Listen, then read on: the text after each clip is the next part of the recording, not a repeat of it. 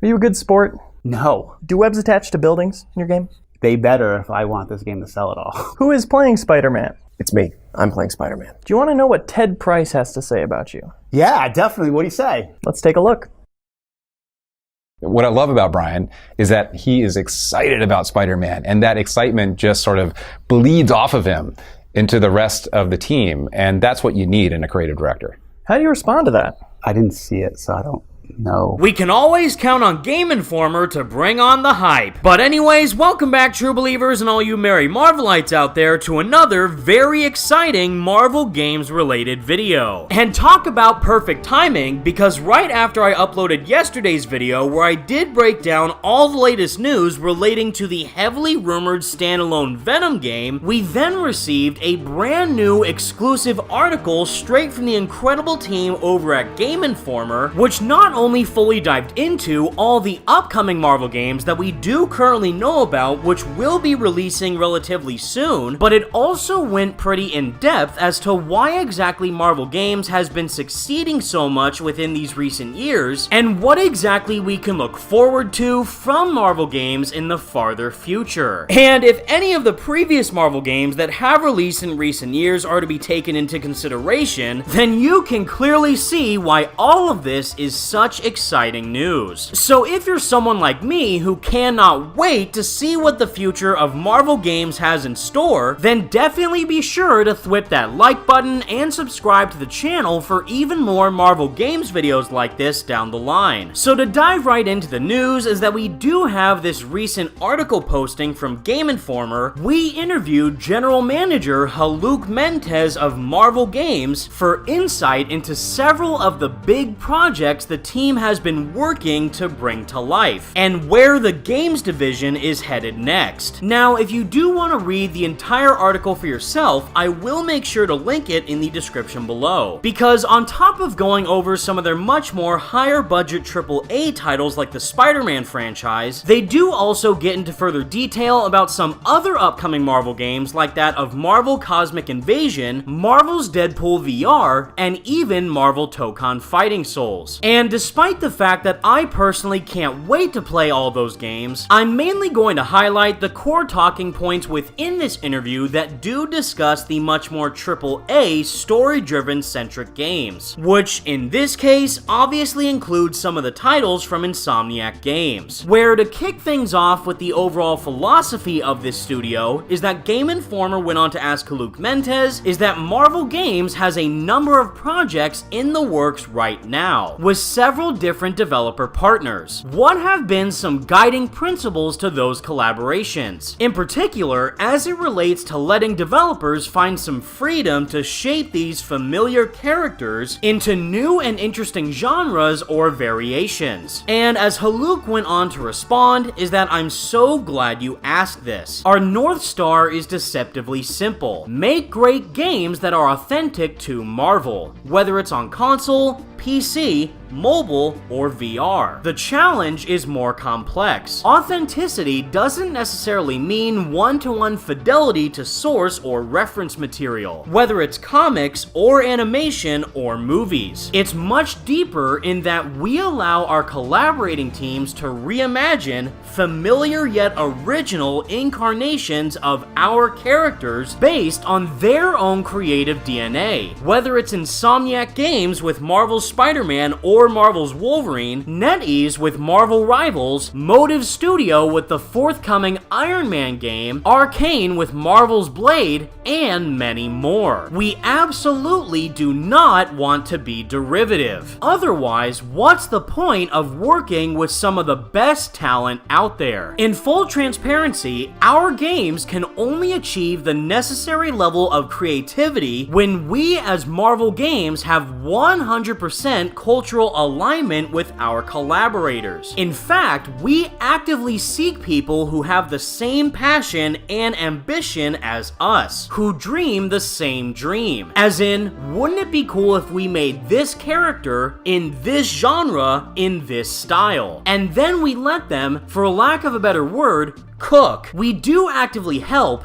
guide, and enhance but it's unmistakably their voice. There have been so many moments where creative teams on both sides have said, "We've been dreaming of this all our lives." That's when you know magic is about to happen. And if there's any possible way that I could convey a standing ovation through my simple audio recording, then I would 100% do so. If you've been following my channel for quite some time now, then you would know that this is pretty much what I've been saying about Marvel games since day one. Without Marvel games allowing every single one of these developers the creative freedom to make their own individual take on these iconic characters, then there wouldn't be any type of differentiation or variety between these characters that we've been playing within the games and the other versions of the heroes that we've been seeing in live action in the MCU. Which is pretty much my fancy way of saying is that variety is the spice of life, and Marvel games knows this wholeheartedly. This is why we get to see insanely cool takes of characters like Peter Parker and Miles Morales within the Insomniac Spider-Man games, as well as seeing other cool portrayals of other Marvel heroes like the Guardians of the Galaxy from Eidos Montreal, which I still believe hands down is one of the best Marvel games ever made, and even getting to dive a bit deeper into the much more mythological side of Marvel with a game like Midnight Suns. Not to mention just how much Marvel Rivals in particular has not only completely taken the world by storm, but it also goes on to showcase a mix of both extremely well-known and popular characters like the Avengers, Guardians, and X-Men, as well as giving some other characters more time to shine like Cloak and Dagger, Angela, and Jeff the Landshark. This is currently one of my biggest issues with Marvel Games' main competitor of Warner Brothers games, and what they seem to be currently doing with the future lineup of all their DC projects. But essentially, given how much Marvel Games knows the value in collaborating with different partners from around the world, not only allows for different types of games of different genres and ratings, but also allows these characters to be debuted in a way that we have never seen before. Which leads us with the last major question within this article, is that given the breadth of announced projects on the way for Marvel Games in the coming months and years, can you share anything about the philosophy guiding Marvel Games in the interactive game space? What factors help to inform whether you want to move forward on a project? And as Haluk went on to respond, is that we've spent upwards of a decade building the Marvel Games portfolio, and it's been fun watching the tapestry unfold game by game and to see players' reactions. There's been a tremendous level of thought that went into the games we decided to pursue. We've almost instinctively operated from this place of no regrets, meaning if we projected ourselves 20 years into the future and look back, we don't ever want to say,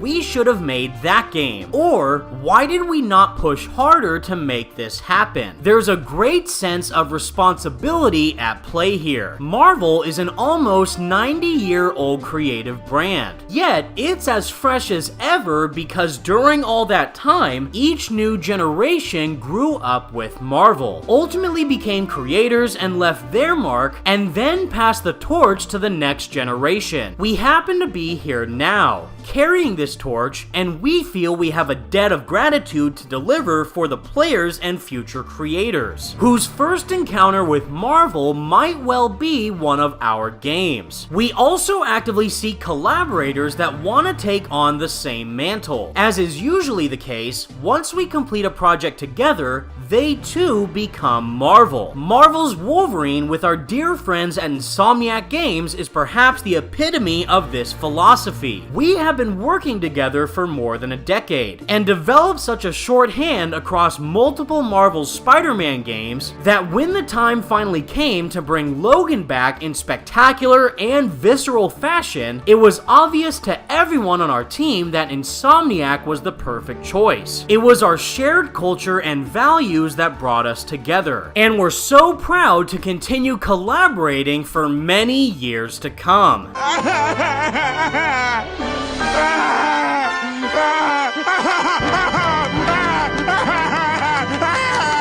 absolute and utter perfection. As someone who's been a diehard Marvel fan for ever since I can remember, but mainly as someone who's been a Spider-Man fan ever since I was 4 years old, it genuinely brings me to tears hearing about not just how the Marvel Games team are incredibly devoted and dedicated with bringing every single one of their characters into the interactive gaming space, but also hearing those exact words knowing that any single one of their games could be someone's first ever time being exposed to these characters genuinely showcases just how important these games are to so many people, and why I honestly think that the gaming medium is going to be the future of Marvel going forward. We already know that Insomniac Spider-Man games, specifically with Spider-Man PS4 in particular, are already some of the highest selling superhero games of all time. And even the incredibly underrated Marvel's Guardians of the Galaxy ended up winning a Game Award all the way back in 2021 for Best Narrative. And with so many other Marvel games on the horizon, not just from Insomniac, but from all these other incredibly talented developers, we are honestly within the golden age of Marvel games. And as a die-hard gamer myself, this is honestly a dream come true. Especially reading about the part that Insomniac and Marvel Games partnership will be continuing for years to come. Given the fact that we already know that Marvel's Wolverine is planning to release in the fall of 2026, and that will inevitably receive the finale of their Spider-Man franchise with Marvel's Spider-Man 3, who knows what else Insomniac could possibly be cooking up in the near future. But I think that it's safe to say that whatever their next game's going to be, we're going to be in for an absolute treat.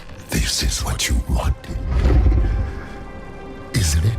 But with all that said, everybody, that's the video I have for all you today, and please let me know all your thoughts in the comments section down below. What do you think about the current status of Marvel Games, and out of all the other projects that we currently know about from the studio, which game are you looking forward to the most and why? Would it be Wolverine, Iron Man, Blade, or any other Marvel character that you could possibly think of? Let me know what you think, be sure to leave a like on the video, and subscribe to the channel if you did enjoy, and for more Marvel Games videos like this in the future. Thank you all so much for watching, stay merry Marvelites, and until next time, peace out.